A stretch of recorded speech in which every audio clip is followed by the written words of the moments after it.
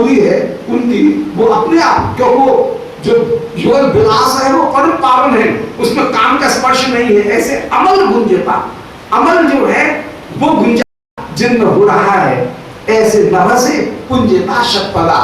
ये माधुकरी करने वाले माधुकरी बाबा जी, ये शतपद हैं, जो माधुकरी करने वाले हैं, ऐसे परम विरक्त ये महात्मागण ये विचरण करते हुए डोल रहे हैं।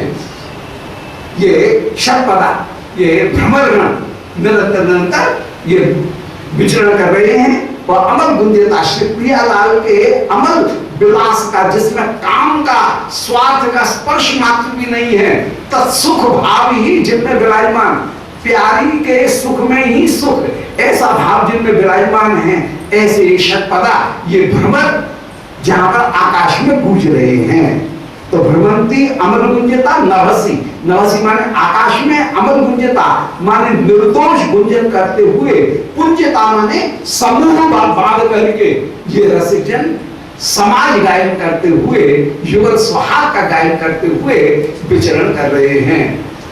जहां श्री प्रिया जी के विभिन्न यूथों का वर्णन किया, वहां पर समाज भी एक यूथ का नाम है। मैं वृंदावन में बहुत सब जगह समाज होते हैं, तो समाज भी एक यूथ का नाम है, जिसमें कोई एक सखी मुखिया बनकर के विराजमान होती है, और अन्य जो सखीगण हैं वे झेला या दोहारी करने वाली होकर के विराजमान होती हैं।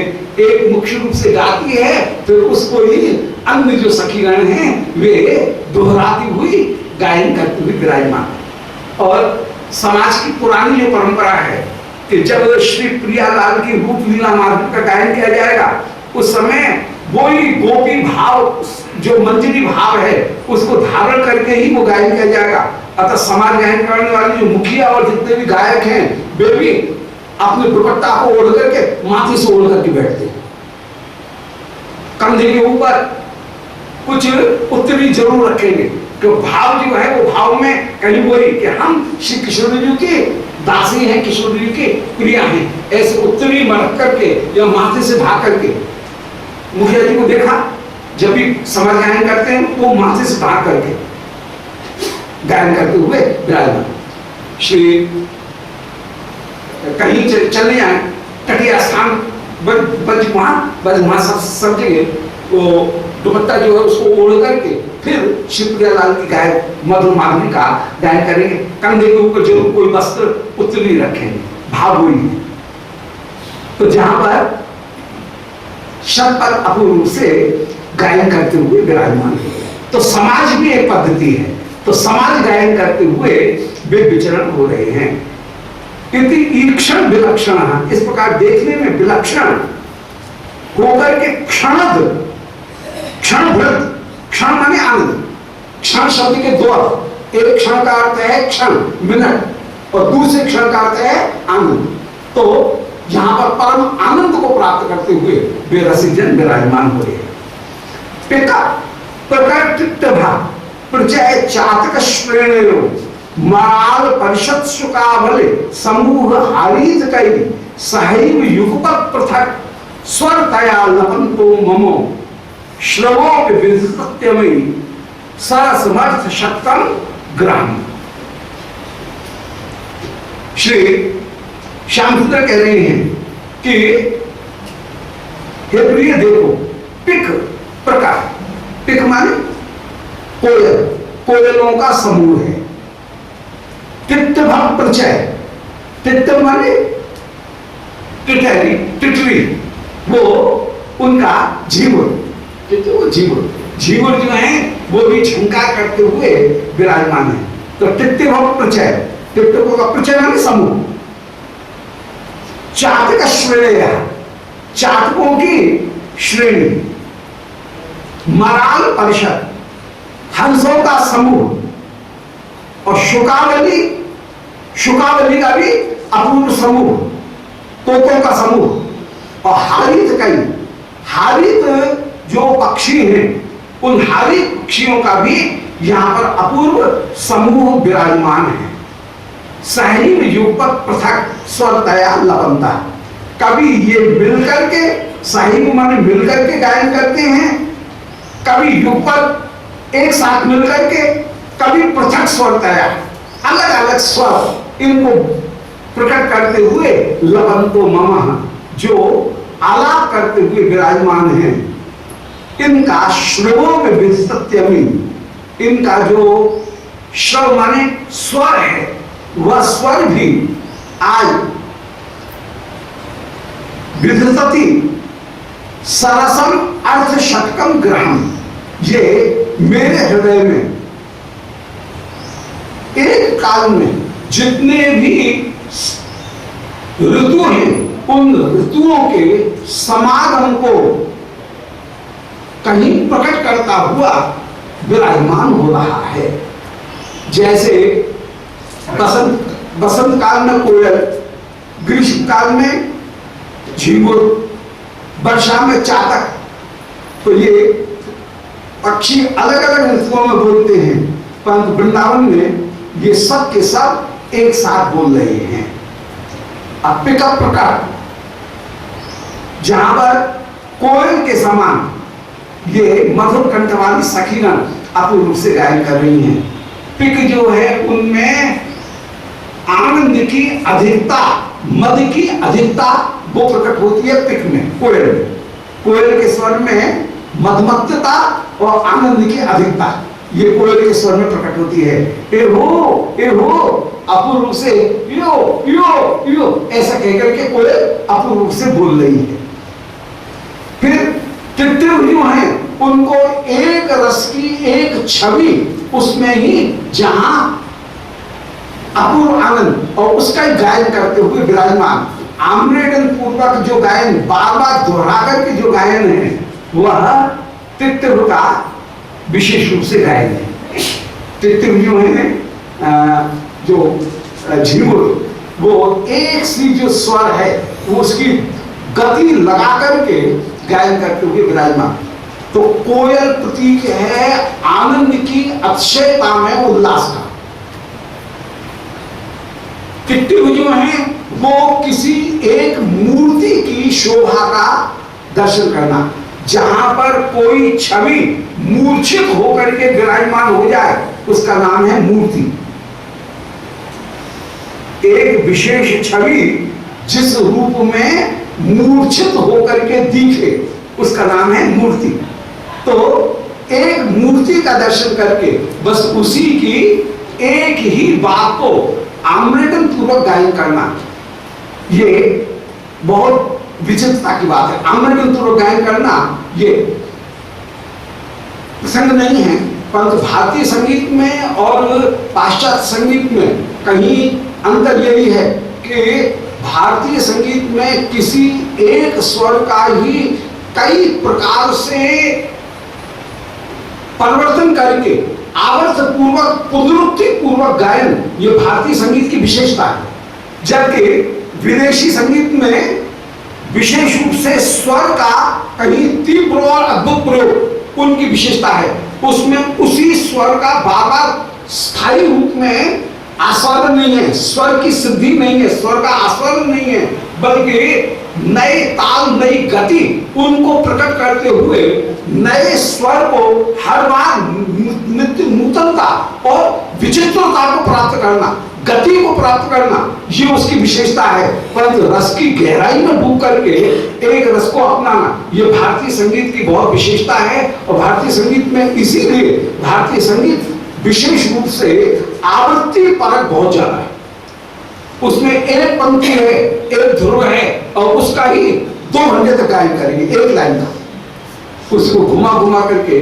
और उसमें विभिन्न जो भावों की विचित्तियां हैं, भावों का जो विभिन्न वैचित्र है उसका गायन यहाँ पर किया जाएगा। तो टिट्टिव जो है वो टिट्टिव कहीं जैसे एक रस को कहीं सिद्ध करते हुए, एक भाव को सिद्ध करते हुए विराजमान। तो कोयल में उत्कंठा और आनंद, जो झिंगुर है उनमें कहीं रस की को पकड़ करके रस को सिद्ध करने का, स्वर को सिद्ध करने की प्रवृत्ति टिट्टिव। फिर चातक जो है उनमें अपूर्ण रूप से अपने लक्ष्य उसके लिए ही अपूर्ण रूप से व्याकुलता वो विराजमान। चातक और मेघ इनकी जोड़ी है, पपीहा और मेघ इनकी जोड़ी है, और पपीहा जैसे प्यू प्यू प्यू, ये व्याकुलता, वो व्याकुलता कहीं यहां पर पपीहा, ये चातक जो है वो चातक प्रकट कर रहे हैं। चंदा चकोर और चातक और मेघ इनका जोड़ा है, तो चातक का जैसे मेघ के साथ में जोड़ा है, ऐसे यहां पर व्याकुलता विशेष रूप से प्रकट हो रही है। और मराल परिषद, हंस जो है उन हंसों का भी परिषद विराजमान। हंस की जो विशेषता है वो है निरक्षीण विवेक, जो रस की वस्तु है उसको ग्रहण करेंगे, नीरस वस्तुओं का त्याग करते हुए विराजमान, और रस का ही पुनः पुनः आस्वादन लेना, आम्रेटन पूर्वक। आम्रेटन कहते हैं किसी एक बात को बार बार दोहराना। तो जब तक बार बार नहीं दोहराई जाएगी तब तक एक तो बात स्पष्ट नहीं, न वक्ता को संतोष होता है न श्रोता को संतोष होता है। बार बार दोहराने से श्रोता भी बात को समझ लेता है, और वक्ता भी कहीं जो गायक है उसके मन में भी रहता है कि नहीं, मैं अपने भाव को प्रकट नहीं कर सका, इसलिए उसकी व्यवस्था है कि वो एक ही बात को कई कई शब्दों में कई प्रकार से प्रस्तुत करने लगता है, जबकि बात एक ही होती है कि किसी तरह से संप्रेषणीयता उसमें आ जाए, बात अपनी कहीं पहुंच जाए। वो पुनरुक्ति नहीं है बल्कि कहीं भाव का आस्वादन है, चरवणा है। चरवणा का तात्पर्य है कि दबा करके एक ही बात को बार बार निचोड़ा जाए। ईख का यदि उंगली है और उसको लेकर के मुंह से जीभ से चाट करके फेंक दिया जाए तो क्या खास स्वाद आएगा? रस चरुणा तब होगी, ईख की चरुणा तब होगी जब ईख को दांत से दबाया जाए, बार बार दबाया जाए, निचोड़ा जाए, तो उसका स्वाद आता है। ऐसे ही एक शब्द का बार बार चरण करने पर जो स्वाद आता है वो रस चरुणा होकर के विराजमान है। इसलिए यहां पर वो चरुणा भी विराजमान हो रही है। मराल ये हंस केवल रस का चरण करेगा और अरस वस्तु का त्याग कर देगा। और शुकावली का तात्पर्य है, शुक उसे कहेंगे जो सुना है उसका कथन भी कर सके, उसका नाम शुक।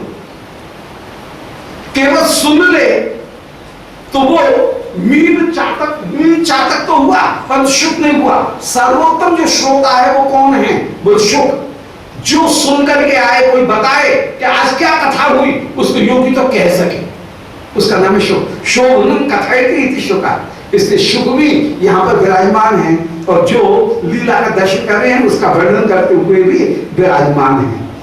तो शुक समूह और हारित भी एक पक्षी है, कबूतर है, जो कि कहीं भीतर आस्वादन लेते हुए गुटुरगुं कह करके जो भीतर आस्वादन लेते हुए उसको विराजमान है, और मन ही मन में दोहराता हुआ जो चले वो है हारित। इन सब के साथ सहैव युगपत् पृथक स्वर तया लपन, तो ये वृंदावन के पक्षी आनंद पूर्वक गायन करते हुए चले जा रहे हैं। श्लोकों में विस्तत्यमी सरस मर्थ षटकत ग्रहम, और इस प्रकार मेरा श्रम माने यश, इस यश को विधदंती अमी ये प्रकट कर रहे हैं। सरस मर्थ षटकत ग्रहम, क्योंकि 6 प्रकार से अर्थ को ग्रहण करते हुए विराजमान होता है। 6 प्रकार अर्थ को ग्रहण करने का तात्पर्य है कि स्वर, फिर शब्द, फिर वाक्य, पद, फिर वाक्य, फिर वाक्य का अर्थ, फिर प्रकरण का अर्थ। 6 प्रकार से जहां अर्थ को ग्रहण करेंगे तब जाकर के कोई बात पूरी होगी। तो 6 की तो अनुमति देता ही है शास्त्र कि भाई 6 बार में किसी एक वस्तु की व्याख्या करने पर तब उसका अर्थ प्रकट होगा। स्वर कैसा है, पद कैसा है, वाक्य कैसा है, वाक्यार्थ कैसा है, उसमें तात्पर्य अर्थ क्या है, प्रकरण अर्थ क्या है, प्रकरण क्या है, और अंत में तात्पर्य अर्थ क्या है। तो स्वर, पद, वाक्य, वाक्यार्थ, तात्पर्य और प्रकरण, प्रकरण और तात्पर्य, अंत में तात्पर्य, पहले प्रकरण फिर तात्पर्य, ये 6 प्रकार से जहां पर ये सब गायन करते हुए अपूर्व रूप से विराजमान हैं। ऐसे ये श्री वृंदावन के पक्षीगण परम परम धन्य होकर के उस लीला का गायन करते हुए विराजमान हो रहे हैं। ऐसी ही श्री वृंदावन की इस शोभा का हे श्री प्रिय आप दर्शन करें, दर्शन करें। ऐसा श्री श्याम सुंदर वृंदावन के पक्षियों की महिमा का गायन कर रहे हैं। वृंदावन बिहारी लाल गोविंद जय जय गोपाल जय जय गोविंद जय जय गोपाल जय जय राधा जय जय श्री राधे श्याम श्री गोविंद जय जय गोपाल जय जय गोविंद जय जय गोपाल जय जय राधा रमण हरि गोविंद जय जय राधा रमण हरि गोविंद जय जय गोविंद जय जय गोपाल जय जय गोविंद जय जय गोपाल जय जय राधा रमण हरि गोविंद जय जय राधा रमण हरि गोविंद जय जय। बोलो वृंदावन बिहारी लाल की जय। ओम नमो भगवते पुराण पुरुषोत्तमाय। ओम जयति पराशर सूनु सत्यवती हृदय नंदनो व्यासो यस्यास्य कमलदलतम वाग्मय ममृतम जगत्पिबती विश्वसर्ग विसर्गादि नवलक्षण लक्षतम श्रीकृष्णाक्षरं परम धाम जगद्धाम नमामि तत्। हृदयस्य प्रेरणया प्रवर्तितोऽहं वराहरूपोऽपि तस्य हरेः पदकमलं वन्दे श्री चैतन्यदेवस्य अनर्पितचरीं चिरात् करुणयावतीर्णः कलौ समर्पयत् मुन्नतोज्ज्वलरसां स्वभक्तिश्रियं हरिपुरटसुन्दरद्वितिकदम्ब सन्दीपितः सदा हृदयकन्दरे स्फुरतो शचीनन्दनः। वन्देऽहं श्रीगुरोः श्रीयुतपदकमलं श्रीगुरून् वैष्णवांश्च श्रीरूपं साग्रजातं सहगण रघुनाथान्वितं तं सजीवं साद्वैतं सावधूतं परिजन सहितं श्रीकृष्ण चैतन्यदेवं श्री राधा कृष्ण पादान् सहगण ललिता श्री विशाखान्वितांश्च नारायणं नमस्कृत्य नरं चैव नरोत्तमं देवीं सरस्वतीं व्यासं ततो जयमुदीरये। वाञ्छाकल्पतरुभ्यश्च कृपा सिन्धुभ्यैव च पतितानां पावनेभ्यो वैष्णवेभ्यो नमो नमः। हे श्री सनातन प्रभो करुणाम्बुराशे हे रूप दुर्गत जनैक दयावलोको हे भट्टी उपम सुमते रघुनाथ दासो श्री जीव में कुरुत मंद मते दयांतरा। बोल वृंदावन बिहारी लाल की जय। श्री राधा कृष्ण कुंड की जय। श्री राधा कृष्ण कुंड, इनमें श्री राधा कुंड की दिव्य शोभा का श्री कृष्णचंद्र स्वयं वर्णन कर रहे हैं। श्री प्रिया जी से उस समय वृंदावन की शोभा का दर्शन करके जिनके हृदय में अपूर्व क्षण उत्पन्न हो गया है, क्षण माने आनंद, ऐसे आनंद को प्राप्त करके, विलक्षण क्षण को प्राप्त करके श्री कंजे क्षण, कंज सरी के नयन वाले श्री श्याम सुंदर उस समय श्री राधा कुंड की शोभा का वर्णन कर रहे हैं कि हे श्री स्वामी जी, आप देखो इस समय पिक, झींगुर, चातक, हंस, शुक और हारी, ये जो 6 पक्षी हैं उनके झुंड कैसे सुंदर यहां पर स्वर करते हुए विराजमान हो रहे हैं। इन 6 पक्षियों के माध्यम से ही मानो 6 ऋतु जहां श्री राधा कुंड में नित्य सेवा करने के लिए विराजमान। आज श्री राधा कुंड की प्राकट्य का अवसर भी सप्तमी और अष्टमी की बीच की रात्रि में, अर्धरात्रि में श्री राधा कुंड का परम दिव्य स्नान, तो श्री राधा कुंड की प्राकट्य का वो अपूर्व आज अवसर। श्री राधा कुंड जयंती, राधा कुंड प्राकट्य का आज दिव्य अवसर, उसी में वो ये प्रसंग चल रहा है, परम दिव्य ये प्रसंग विराजमान, जहां पर अपूर्व रूप से पिक कोयल ए हो ए हो ए हो ए हो ऐसा कहकर के बोल रही हैं, मानो कह रही हैं अरे जल्दी आ जल्दी आ, श्री प्रियालाल के रूप माधुरी के दर्शन कर। पिक बोलती है बसंत में, और बसंत में उत्सुकता में, आर्तता में ए हो कहकर के वो पिक बोल रही है। झींगुर जहां पर अपनी अपूर्व कल के प्रसंग में निरूपण कर रहे हैं, पिकअप प्रकार टिट्टी भिन्न प्रकार चातक श्रेणियों, टिट्टी झिंगुर टिड्डी वे अपूर्व रूप से बोल रही हैं, और टिड्डी झिंग झिंग झिंग झिंग झिंग झिंग ऐसे करती हुई मानो एक स्वर में अपनी स्थिरता स्थापित करते हुए विराजमान है कि बस इन चरणों को पकड़ करके ही रहो, इन चरणों का ही निरंतर ध्यान करो, सब कल तर जाएगा।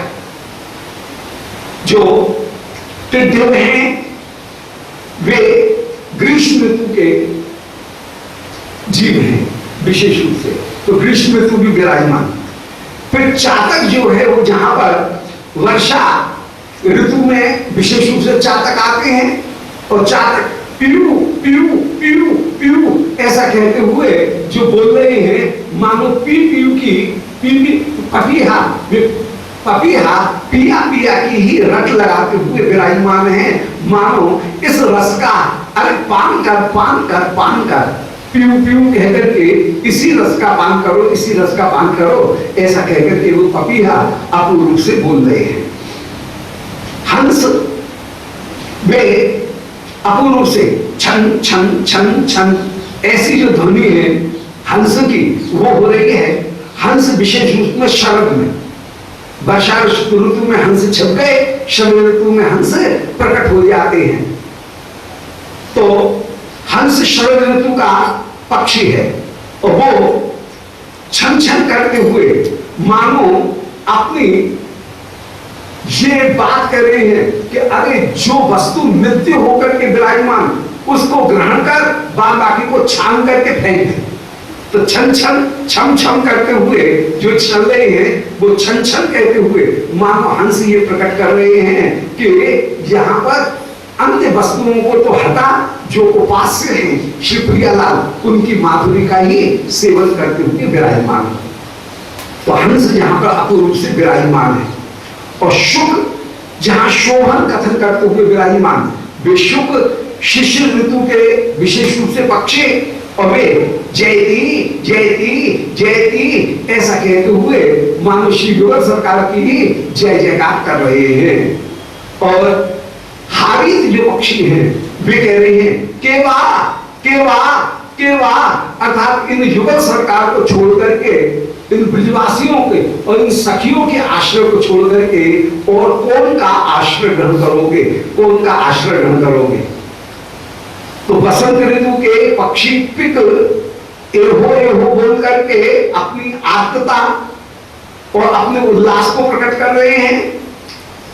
जो टिड्डी हैं वे टिट टिट टिट टिट कहते हुए मानो ग्रीष्म ऋतु में अपने स्वर की स्थिरता को स्थापित कर रहे हैं। चातक वर्षा ऋतु के में विशेष रूप से प्यू प्यू प्यू प्यू पपिया पिया पिया इस ध्वनि को करते हुए विराजमान हो रहे हैं। हंस विशेष रूप से शरद ऋतु में छन छन छन छन छन छन छम छम ऐसे करते हुए मुंगुर की ध्वनि उनको प्रकट करते हुए कि अन्य सबको त्याग करके इनका ही आश्रय करो, इनका ही आश्रय ग्रहण करो, ऐसा कहते हुए बोल रहे हैं। शुक जयती जयती जयती ऐसा कहकर के श्री प्रियालाल उनकी जय जयकार कर रहे हैं। ये शिशिर ऋतु और हारी हेमंत ऋतु में केवा केवा केवा कहते हुए अपूर्ण रूप से विराजमान हो रहे हैं कि इन युगल सरकार के अतिरिक्त और कौन का आश्रय ग्रहण करोगे, कौन का आश्रय ग्रहण करोगे।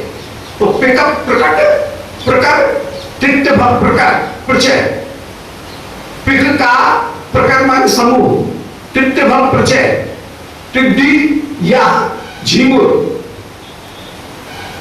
टिड्डियों का समूह, फिर चातक श्रेणी है, चातक की श्रेणी, फिर मराल परिषद हंसों का समूह, फिर शुकावली शुकों का समूह, और समूह हारित कई और हारित पक्षी उनका समूह। ये 6 प्रकार के पक्षी 6 ऋतुओं में विशेष रूप से कहीं प्रकट होते हैं और श्री राधा कुंड में 6 ऋतुएं एक काल में सर्वदा विराजमान। हे श्री स्वामी जो आपका ये जो कुंड वो अपूर्ण रूप से सभी ऋतुओं के द्वारा सुसेवित होकर के विराजमान है, ऐसा श्री श्याम सुंदर ने कहा। सही युगपत पृथक, ये 6 पक्षी एक काल में भी यहाँ पर विराजमान है। युगपत माने एक काल में भी विराजमान है और पृथक माने अलग अलग भी ये बोलते हुए विराजमान है। सही युगपत पृथक, एक काल में और पृथक, ये दोनों में ये विराजमान है। युगपत माने एक साथ और पृथक माने अलग अलग भी ये अपूर्ण रूप से विराजमान है। सही युगपत पृथक स्वर तया, कभी मिलकर के कभी अलग अलग स्वर प्रकट करते हुए प्रकट हो रहे हैं। लवन को ये आवाज करते हुए विराजमान है। श्रवो विविधता, ये मम श्रव, मेरा जो यश है उस यश को प्रकट करते हुए प्रकट हो रहे हैं। विविधत्तमी सरस मर्थ षटकम ग्रहम, ये अर्थ षटक इनको ग्रहण करते हुए अर्थात शब्द पद वाक्य अर्थ वाक्यार्थ, फिर प्रकरणार्थ और तात्पर्यार्थ, इन 6 अर्थों को प्रकट करते हुए अर्थ षटकों को प्रकट करते हुए ये विराजमान।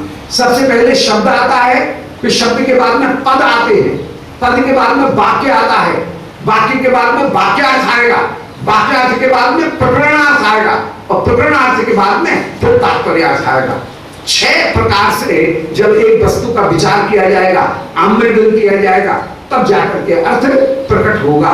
इस प्रकार सरस मर्थ षटकम ग्रहण, षटकम ग्रहण, ये 6 अर्थों को ग्रहण करते हुए ये पक्षी आज मानो सबको, हे श्री किशोरी जी, आपके चरणारविंद में, मेरे चरणों में ही, मेरे आपके इस युगल के चरणारविंद में ही ये पक्षी मानो उपदेश देते हुए विराजमान है। इनमें सर्वोत्तम होकर के विराजमान कौन है? बोल शुक, जो उस कृष्ण लीला का श्रवण भी करें और श्रवण करके योगित्यो शोभन रूप में कथन भी करें। शोभन कथयति इति शुका, जो शोभित रूप में वर्णन कर दे, उनका नाम शुक है।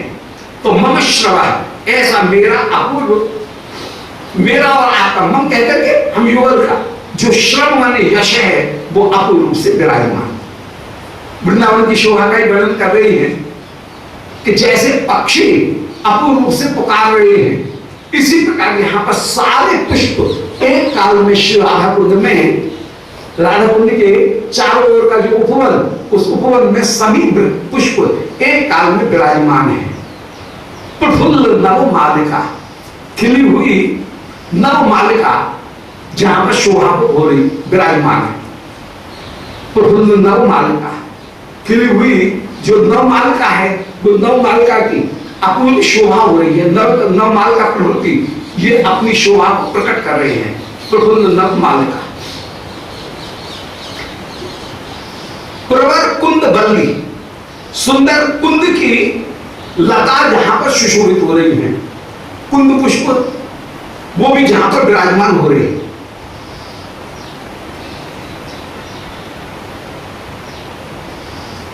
और अली ही सदा पिबसी पिबती कंचन, क्वचन क्वचित अनेक भारियों गृही, और भोरा जो है वो कभी नवमालिका, कभी मल्लिका, कभी जूथी, कभी सरोह माने कमल, कभी कुरंटक, कभी कुंद, इन लताओं का सेवन करते हुए विराजमान हो रहे हैं। तो नवमालिका, मल्लिका, यूथिका, कमल, कुरंटक और कुंद, इन सभी पुष्पों को ये भंवरा श्रवण करते हुए, भंवरा इन सबका रस लेते हुए, मधुपान करते हुए, इन सारी पुष्पावली के ऊपर वृंदावन में अपूर्ण रूप से विहार कर रहे हैं। और इनका विहार कभी भी समाप्त नहीं हो रहा है। जैसे कहीं राजाधिराज श्री कृष्ण का जो दिव्य स्वरूप